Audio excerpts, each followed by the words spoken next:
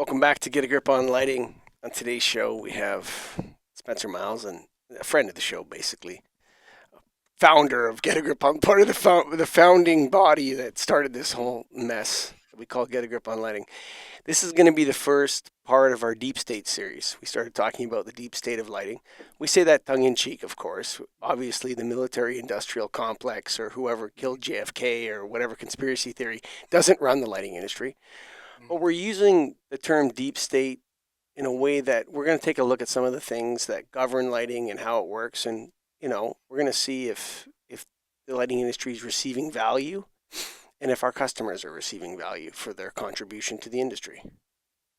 So we're going to discuss those kinds of things. So we call it the deep state with tongue in cheek. We're going to talk to Spencer in 1 minute about the first part of our series, but before we do, we got to talk about who's got light bulbs in warehouses, Greg. People got light bulbs in warehouses, All of us on the call. right? Like, there's other people that aren't part of our group, the National Association of Innovative Lighting Distributors, who have light bulbs in warehouses. They should join us, don't you think, Greg? I would think no, not think they should. I know they should. You Yeah, need to join. yeah. No The question. distributors are the front lines. We're the ones at the front of the industry, interacting with the customers, talking to the contractors, advising people what they should buy.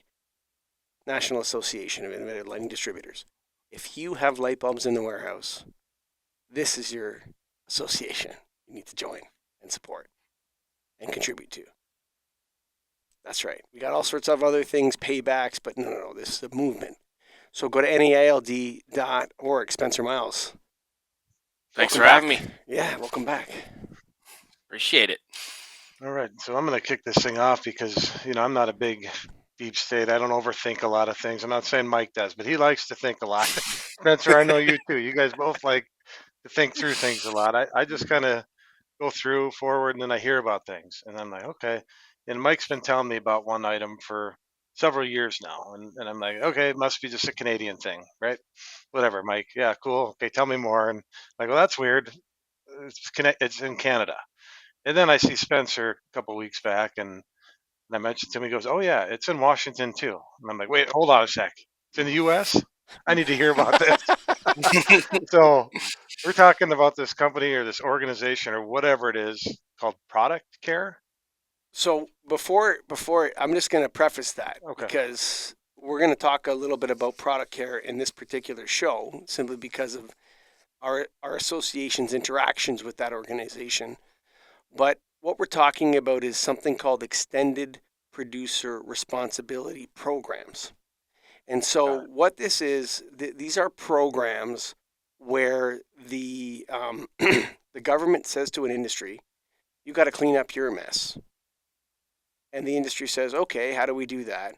And so they what the premise of extended producer responsibility is that manufacturers, people who make products and dare to sell them in Canada or the United States, should pay for the end of life disposal of those products. And that's their position. So there are many different types of groups that do this, but one of the most prominent ones in the lighting industry is product care.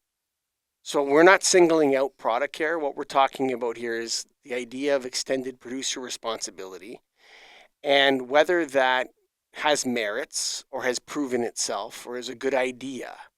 And I'm not so sure it is. So that's why we're talking about it. But we're not specifically talking about product care, Greg. Sorry about that. That's That's the okay. name I heard, and I don't know.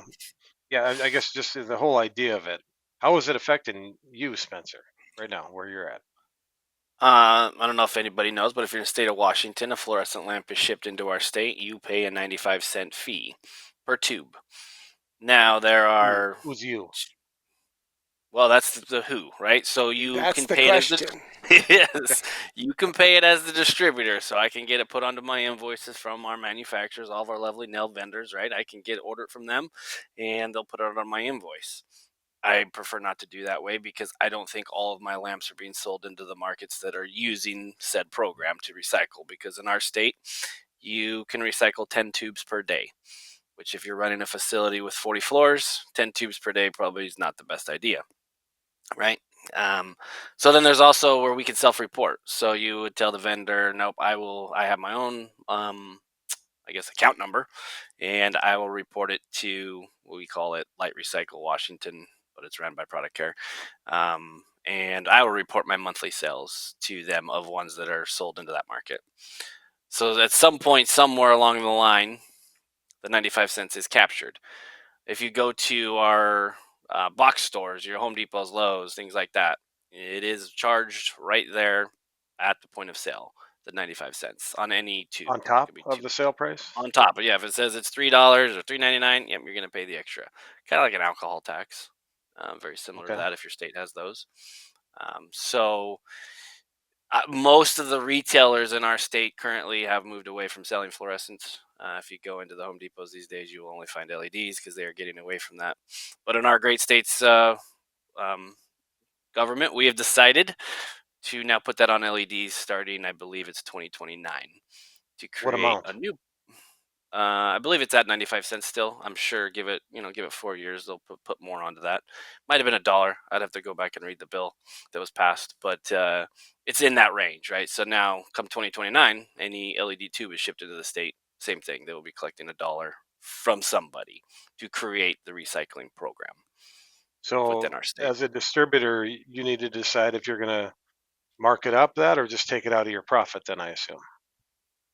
Yeah, right. There's a lot of decisions that go into that, and our distributors charging it? Are they, putting it onto their invoices? I can tell you for the most part, no, we don't see it on other competitors' invoices. It's not on our invoice. So yeah, you're making the decision of who you're buying from. Are you reporting? There's a lot of decisions that go into how you're going to handle it. When the LED happens, it'll be a game changer, right?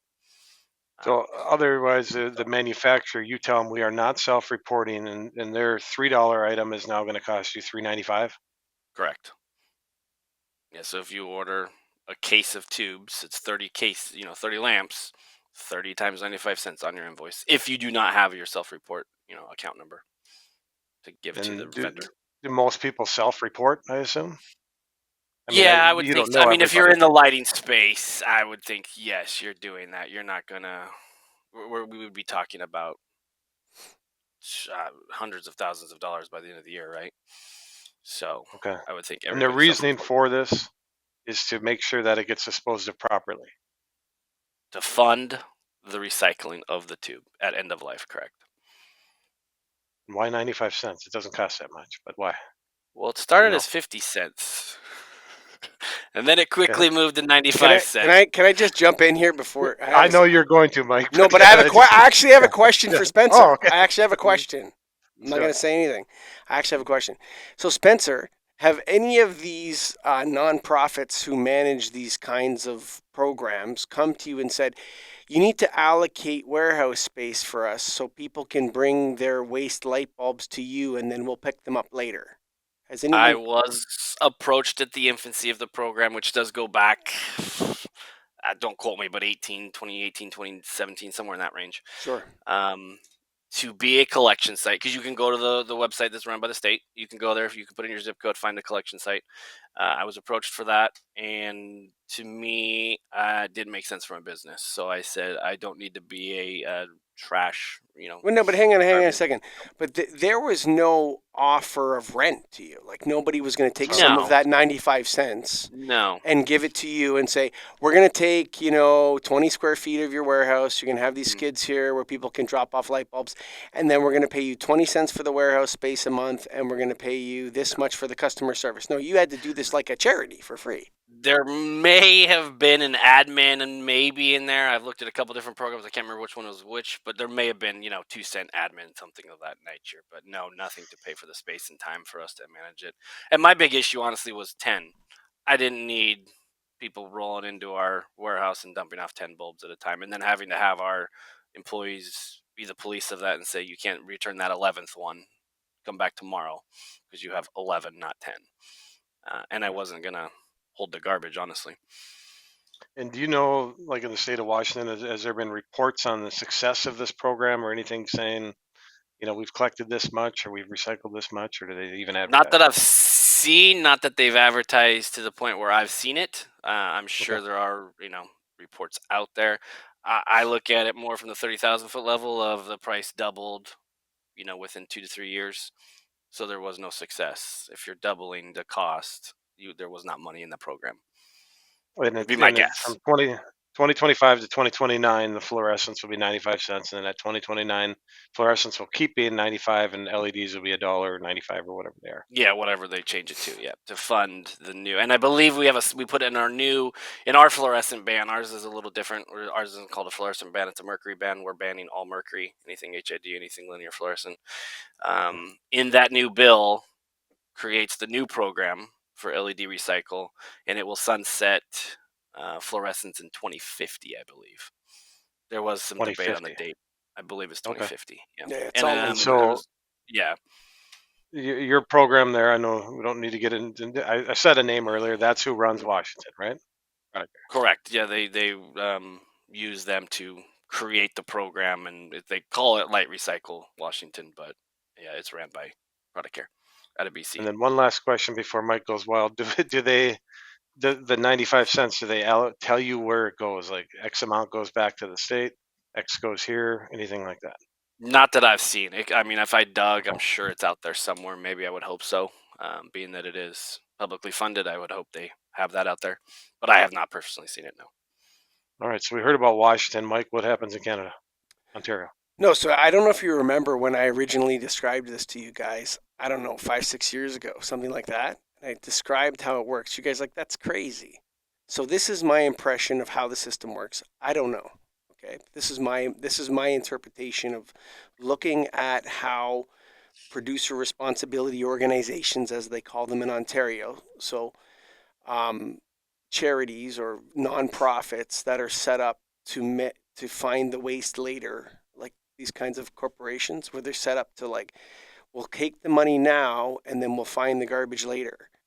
So this is sort of how they're set up. And the way it works is this: the government passes laws, some kind of legislation that says producers are responsible for the waste and they have to pay into a program, and anybody that imports lights into Washington or Ontario has to pay into this program in some way and prove compliance with this program.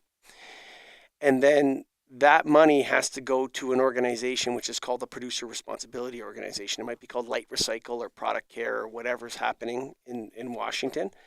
But what happens is the nonprofit is able to tax, or they say it's not a tax, but they're able to levy a surcharge on every light bulb that's brought into that jurisdiction. They get this money with the promise that they're going to make recycling free in the jurisdiction for everybody, and that the money they collect will pay for that. Okay, and so then the government starts to audit lighting companies, like what right now what Spencer's in is like the self-reporting stage, where there's no enforcement. But eventually, where it goes is that you have a tax return and you have like a light bulbs brought into Washington return that you have to hire an outside auditor to audit for you, so you can tell the program how many lights you brought into Ontario to make sure you've paid your eco fees and that you're in compliance with the extended producer responsibility program. And so they consider a producer someone that brings the lights into the jurisdiction. So the lighting industry either manufactures, or as everyone's trying to pass the costs on to one another. Manufacturers are trying to put it on distributors. Distributors pay it. They try to put it onto customers. You go to Home Depot, they put 95 cents after. So they're all trying to comply with these programs in different ways to protect their profits. And everyone's doing a whole bunch of different things. But the end result is that lighting companies get audited for how many light bulbs they bought in the province, but nobody seems to tell me how much light bulbs got recycled. And yeah, they put stuff on their website, but how much is the lighting industry paying to recycle one light bulb? Right? Like those kinds of facts.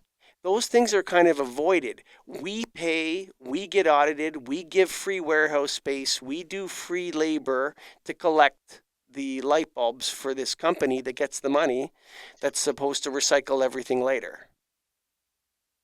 And So what do they that's how it charge you works. in Canada? Same thing, It's 95 the same. cents? It's all over the map now. They have like prices Okay. all over the place. Like an incandescent is this, a fluorescent 4 foot is that, over 4 foot is this, blah blah blah blah blah blah. And it's getting super complicated. Nobody knows what's going on. And Right. what they did was when they said that um, that light bulb recycling was free in Ontario, they really hurt their competition because their competition was charging for light bulb recycling. Well, I'm wondering if that competition is getting the sale, like in Washington or Ontario, the light bulbs are going somewhere, we think. Like if you're a collection site, you know you're getting some. Hmm. Then what happens? Does a service come and pick them up and Yeah, take so them away? And that's who's that yeah, service? that's what Product Care manages, a list of haulers and different companies where Okay. they comply to the regulations and putting quotations, and they get the lamps somewhere, ensure they're recycled, and they say, look how many light bulbs we've recycled, but the other people that were charging for lamp recycling, their revenues have gone way down, and I know that for a fact in Ontario. So But there's you could one have winner, been, and everybody else yeah. loses. I was gonna say that one of them got that contract, That's right. like got the product care contract. Yeah, Okay. Yeah. I know who it was, but I'm not going to say Yep. their names on here. I don't have anything against them. You know what I'm Hmm. saying? Like it's not they got a good contract, good for you. What I'm saying is that these programs are taxing the lighting industry. They're demanding us to volunteer our time. They're demanding us to give them warehouse space. They're charging us. They're telling us, you figure it out. You charge whatever you can charge, and this person pays, and you're in compliance, and it's paperwork and accounting. This seems like a deep state activity, actually. Well, who's deciding? Like it's the government or It's a great the question. local? Yeah, like who decided for Well, Washington? Who so, decided for Ontario that we're okay, doing how many this? times have we had this conversation, Greg? Like 10 times? More. Yes. Right? I Okay. just yeah. So the last time we were having this conversation, it was it was December, board call with Nailed. And we got into it, and everybody's like, is there a board meeting here? Or are these guys talking about this extended producer responsibility programs that Nailed members should know about again? And nobody understands it. Call again. It's Canadian. That's a real weird Canadian thing you have up there, right? So Matt Hansen, the president of Nailed, writes a letter to Brian Bastien, the executive director of Product Care. Beautiful letter. I have it right here. Scott, show it on the screen there. Okay. On behalf of the National Association of Innovative Lighting Distributors, Nailed, I hope this letter finds you and your organization well, blah, blah, blah, blah, blah. Get a Grip on Lighting is, a podcast that we create. One topic that is of significant interest is state level lamp recycling programs funded by the industry. These programs represent a critical step towards sustainability and environmental stewardship. But many of our members are eager to better understand how they work, their benefits, and the challenges they address. Blah, blah, blah, blah, blah. Matt goes on to waive the appearance fees to say, hey, you know what, nonprofit to nonprofit, we'd like to know more about these programs, and you already operate in some of our member states, and we're your largest stakeholder group. Like, there's more distributors than manufacturers, right? Mhm. Yeah. So this guy, Brian Bastin, he writes back to Matt a month later or something like that. Dear Mr. Hansen, thank you for the invitation to participate in the Get a Grip on Lighting podcast. I truly appreciate that you thought of me and Product Care to participate. Unfortunately, I must respectfully decline your invitation due to my tight schedule and immense demands on extended producer responsibility. I wish you great success with the podcast, and I hope you consider us for future opportunities. Yeah, between now and forever, Yeah, Spencer, do it. between now He's busy. and forever, he's always busy. He's got a busy schedule. Yeah, and I was cruising the guy's website, ready for the core values. Oh, let's go. Okay, so he's got environmental commitment on there, Okay. service and member orientation. I don't know if I'm a member or a service or how I get oriented. This all I know is we have to pay, right? And number 3, continuous improvement. But here's the best: 4, 5, and 6. Okay, We wrote you a nice letter. We're your largest stakeholder group. You're asking us to do all kinds of things and pay all kinds of fees and give up warehouse space and offer free service for you to come pick up the lights. And 3 of your 6 core values are transparency, collaboration, and accountability. Can't talk about it though. You can write Well, about it. You can't get on those and three talk things about keep him very busy. Yes. Yeah. He's so busy being accountable, he can't be accountable. Like, come on, man. Come on. That doesn't cut it, buddy. So, Brian Bastien, can we all just say the members of the National Association of Innovative Lighting Distributors invite you to come on the Get a Grip on Lighting podcast, buddy? We'd love it, just to talk it out because I need to understand it. It's not in Minnesota right now, but is it coming? I don't know. This is all new to me, and a lot of the people listening probably have no clue what this is about. And so I think it's important that the lighting industry knows what it is and is prepared for it if it's coming. So somebody please tell us that knows where the decisions are made, how to do it, what it's about. I think the best guy is Brian Bastien. I mean, he's cross border. He's got Yes. multiple programs running in Canada, various jurisdictions. He's got a lot of practice. He's got Washington, he's got Ontario. Yeah. Well, So- I would also add that it's not going to end when fluorescents end, right? If our state's already creating the roadmap for LED recycle, this is going to continue. So it will be everywhere, whether it's this company or another nonprofit. It's going to continue because people are going to see, oh, LEDs now which we should be recycling them, but that's going to be something that continues for decades. Let me ask you guys something, because I feel like we distributors have value to contribute to the conversation. That's why we want to talk to you, Mr. Bastien. But like, I would pose the argument that it's not clear to me, someone who's recycled millions of fluorescent lamps and HID lamps, millions and millions and millions, okay? It's not clear to me that making lamp recycling free will increase lamp recycling, Spencer. It's almost like they have to pay for it to know that they should do it. If it's free, just throw it in the garbage. It's like nobody cares about it. Like, there's almost a point of it where paying for lamp recycling, instead of extended producer responsibility, look, buddy, you used the light bulb. You got the light that, the industry charged you for. Now you have garbage. What the hell does it have to do with, somebody that imported the box into Ontario? Like, that doesn't make any sense to me at all. I think it's a bad concept. And I think making it free, Spencer, reduces the likelihood that people will do it. Well, and also putting limits, right, of 10 per day. I don't know whoever thought of that. That's crazy.